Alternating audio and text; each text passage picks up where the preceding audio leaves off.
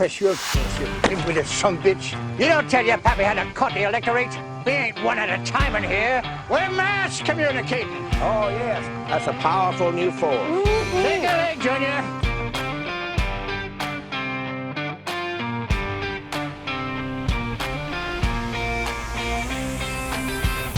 Good morning, ladies and gentlemen. Welcome back here to The Full Story on WYAB 103.9. And I like if you listen to that top of the hour news story by CBS, the person on the radio, she announced it. First thing she said is death and destruction. It's like, holy crap, at least give me a good morning before you start getting into death and destruction. You know, you just can't open up with that. I know you only got a minute, but geez, ease someone into it. So, good morning, everybody listening here to The Full Story on WYAB. Let's talk death and destruction, shall we? Because the first story I want to talk about is this the ICC, and I want to get into detail with the ICC because if you've been listening the last couple of days, you know that they have recently, or at least they announced on Monday, that they are seeking an arrest warrant for Netanyahu and Israeli Minister of Defense Yoav Gallant, as well as three Hamas leaders, Yahya Sinwar, Mohammed Deif, and Ismail Haniyeh, over stuff that's happening in the Israel-Hamas war.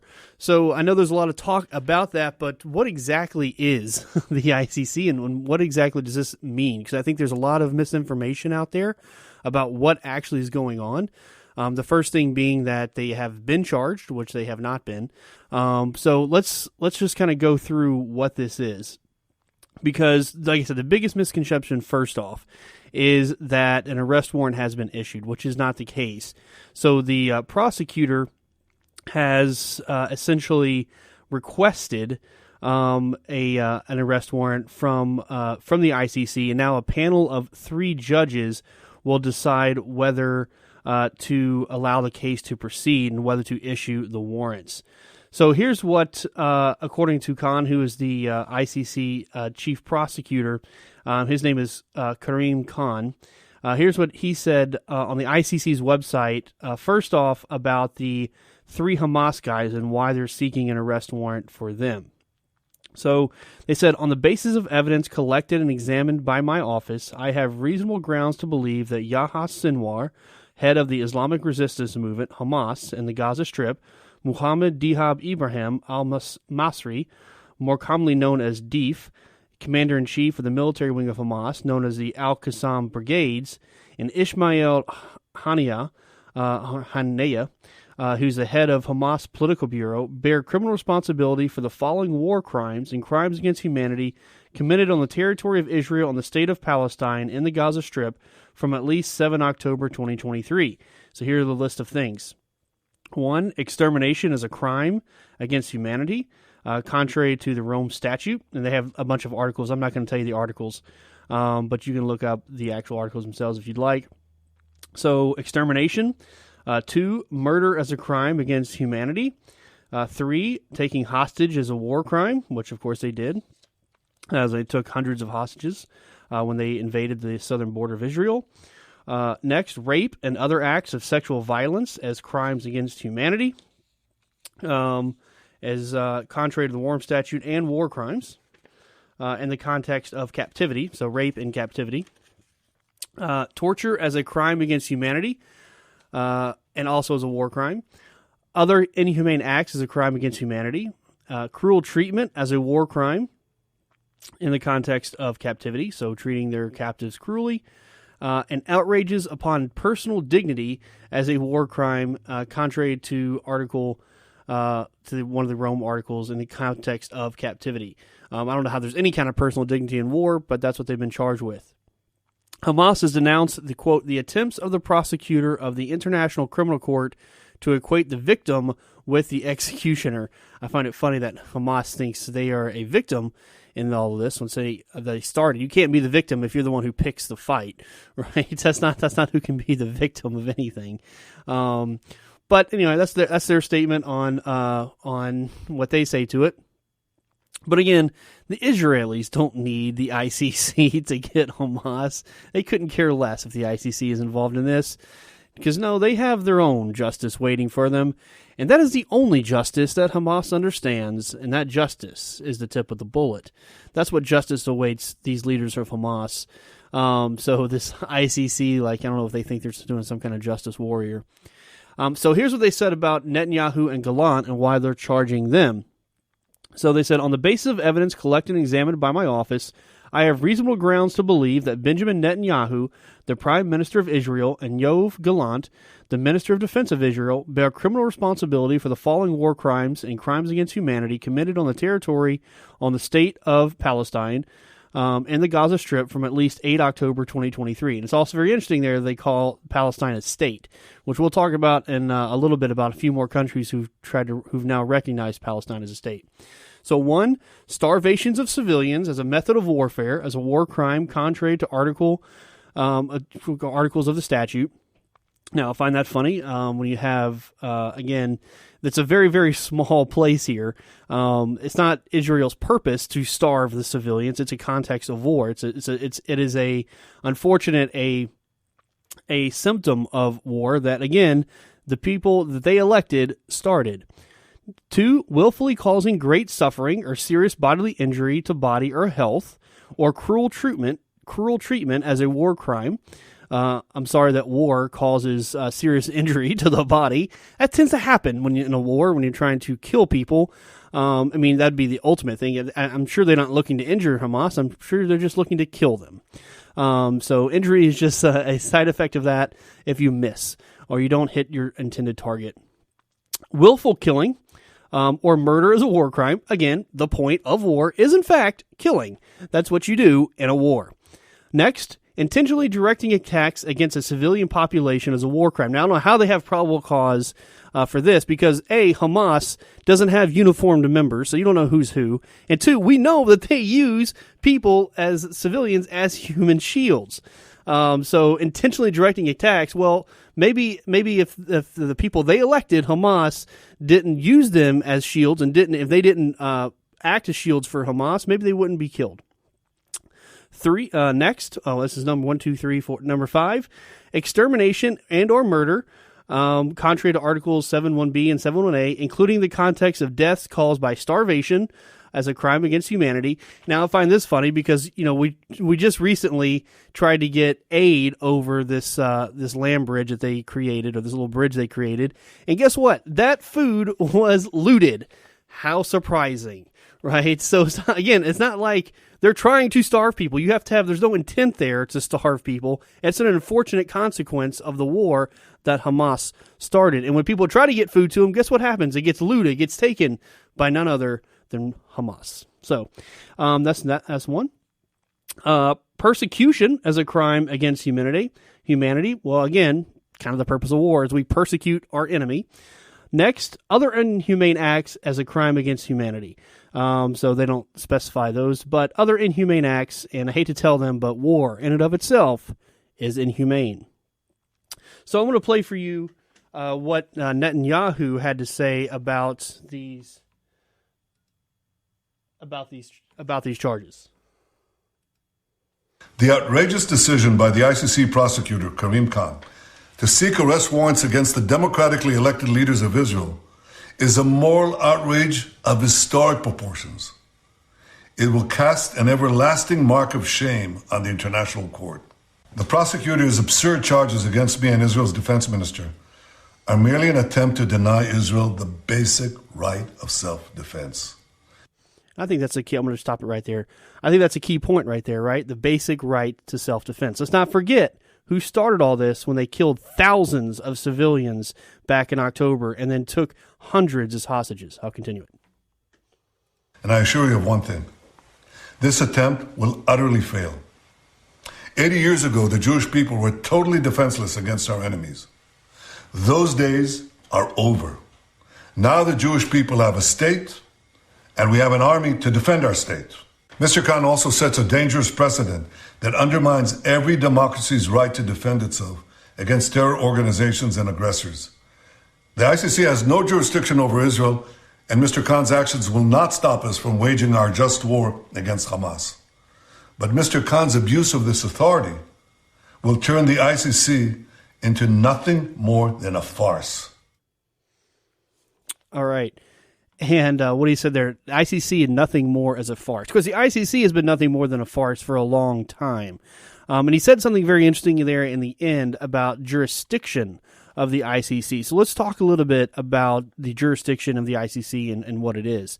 So the ICC was established in 2002 as a permanent court of last resort to prosecute individuals responsible for world atrocities, war crimes, crimes against humanity, genocide, and the crime of aggression.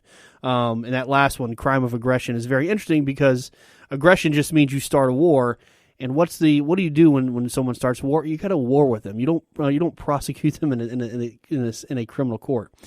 So that's what they were designed for. So they were created under something called the Rome Statute. So the Rome Statute, which created the ICC, started back in 1998 and took effect when it got 60 ratifications in July of 2002. Now, the UN General Assembly endorsed the ICC, but the court is independent. It's just kind of its own thing out there in Europe. And the ICC, even though it's a court, it has no police force, right? Interpol is not related to them or anything like that. They don't go out and reach out to arrest people. They rely on member states to arrest suspects, which has been a pretty major obstacle to a lot of their prosecutions. So today, there are 124 member states, including Palestine, if you want to call it a state. But according to the ICC and the Rome Statute, it is. However, very key here is that Israel, the United States, Russia, and China are a few examples of the states that do not recognize the ICC. We don't recognize them as a legitimate court. We don't recognize them as having any jurisdiction over us or anything that we do, despite what they may want to say. So and the reason that Palestine is even a part of this is that the UN General Assembly raised the Palestinian status in 2012 from UN observer to a non-member observer state. And then when they say state, that's the key thing there. By recognizing them as a state, that allowed them to join international organizations, including the ICC, the Rome Statute. And then the ICC accepted the state of Palestine as a member in 2015, a year after the Palestinians accepted the court's jurisdiction. So what is exactly the court's jurisdiction? So first off, it's made up, right? It's just something that's written out there in the universe. But essentially, the ICC, according to, again, what their made up rules are, is that it's any member state. So if any of those 124 states, they're subject to ICC jurisdiction. And then 2, if you're a non-member state, but you conduct acts against a member state. So that's why the ICC says they have jurisdiction over Israel, despite Israel not being a party to the Rome Statute, is because Palestine is a member of the ICC, and because Israel's actions are happening within an ICC member. I hate calling Palestine a state, but that's what they call it. So that's what I'm going to keep using, even though it's crazy to me that we're calling it a state. But so since Israel is conducting actions in Palestine, ICC is saying they have reach over jurisdiction essentially to prosecute Israel, which is hilarious. So here's what Biden had to say about the recent ICC's, what the recent prosecutors' actions against Israel. Let me be clear. We reject the ICC's application for arrest warrants against Israeli leaders. There is no equivalence between Israel and Hamas. Okay. I think that's it's very short because he can't form too many sentences in a close connection because of his mental condition. But so very interestingly there, he said there's no equivalent to Hamas. Okay, but that says nothing really about the ICC and saying, hey, ICC, you don't have jurisdiction over Israel. You're out of line. So you know who did say that though, and who did take actions against the ICC and their corrupt ways is President Donald J. Trump. So in 2020, then U.S. President Donald Trump authorized economic and travel sanctions on the ICC prosecutor and other senior prosecution office staffers. The ICC staff are looking into U.S. and allies troops and intelligence officials for possible war crimes in Afghanistan. So he says, hey, you think you got something? We're the United States. So you know what? You think you're going to harm America? We'll see how that works out for you. Because that's what President Trump does, right? He stands up for America. He stands up for our people, and he takes actions against people who would look otherwise. However, interestingly enough, U.S. President Joe Biden, Uncle Joe, lifted the sanctions in January in 2021.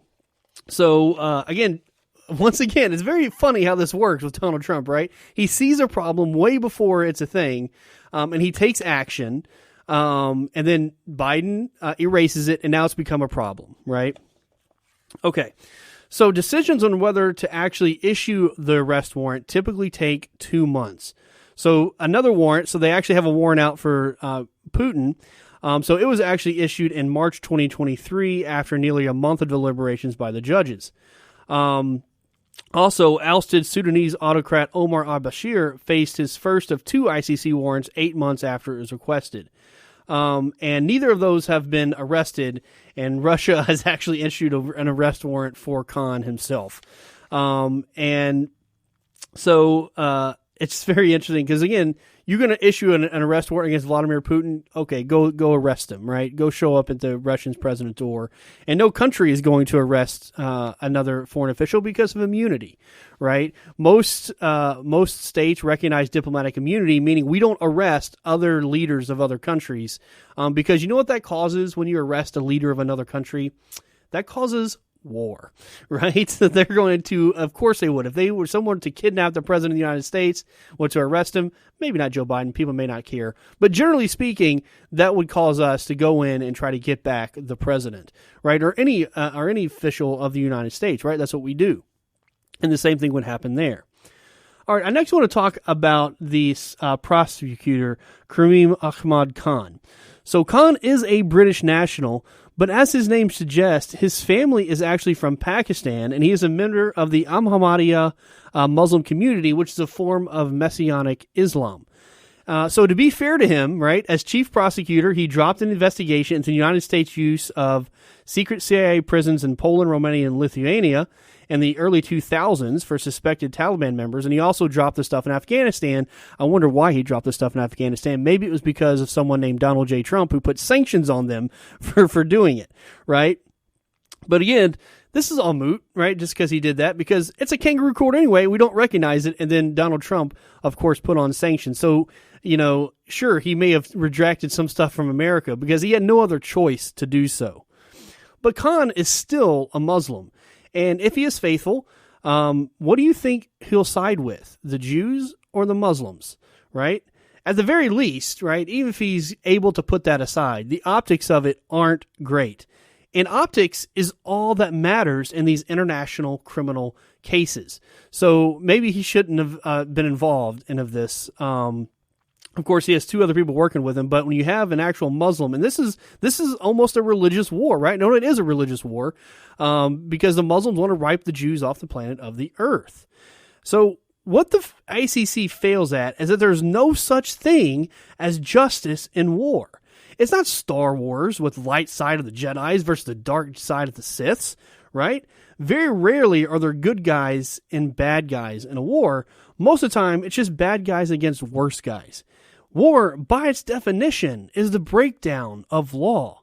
The only enforcement of the rules of war is that you don't do something your enemy wouldn't do to you, right? So we have all of these war provisions and things like, you know, don't bomb ambulances and things like that, but there's no prosecution for it. We don't bomb ambulances because we don't want you to bomb our ambulances, right? And if you do, we can't get our wounded out. So we have an interest on both sides not to do that. That's the enforcement of things that happen in war.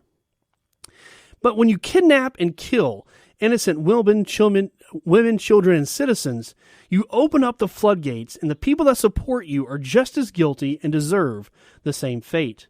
Unfortunately, that means that sometimes women and children will die in order to get peace. The United States is the biggest perpetrator of this with our 2 atomic bombs, killing mostly innocent people in 2 civilian cities that had no military installations when we did it. Women's skin fell off their bodies, and children were scarred with horrible burns and radiation sickness and cancers for life. But those people support a regime that brought war to our shores. Japan would have done the same thing to us if given the chance. For instance, the brutality against the Chinese in World War II is a prime example of what they were capable of. It is unfortunate and it's sickening that this is what happens. But when it comes down to their child or yours, your family or their family members, right? Look your family member, look your daughter, your son in the eye and tell me what you would do. Because war is hell. That's just the way it is. There's no way around it. It is by and of its nature inhumane. It's the worst part of humanity. War is, but it's happens. It's inevitable. And when it happens and when you're attacked, you have that right to self-defense, which Benjamin Netanyahu talked about, and why they have to fight this people. Because this is what Israel is up against. It's a group of people that want them wiped off the face of the earth. That means the only solutions to have any kind of semblance of peace is to wipe them off the planet. Because as the saying goes, all is fair in love and war.